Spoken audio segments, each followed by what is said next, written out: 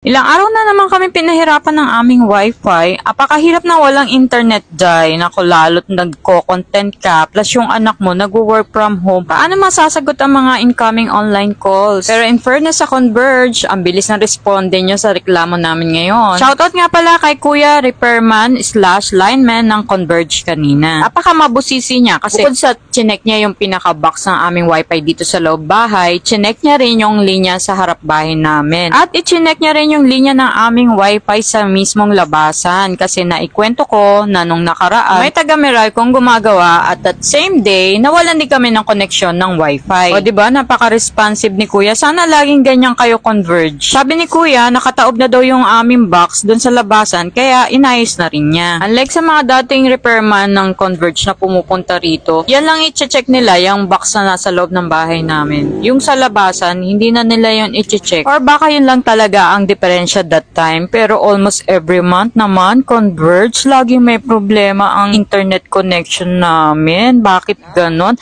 Monthly naman kami nagbabayad. But anyway, maraming salamat pa rin, Converge, kasi ngayon mabilis ang inyong aksyon. At sana hindi na maulit na mawalan kami ng internet. Sana yung mga ipinalit nyong pyesa dun sa loob ng box ay mga pang lifetime na yung kanilang mga function, yung hindi napapalya. Kasi ang hassle nun, lalo na sa anak ko nag-work from home, ang mangyayari, magkakarga siya di oras ng load. Eh may wifi naman kami pero walang silbi. Ano ba yun?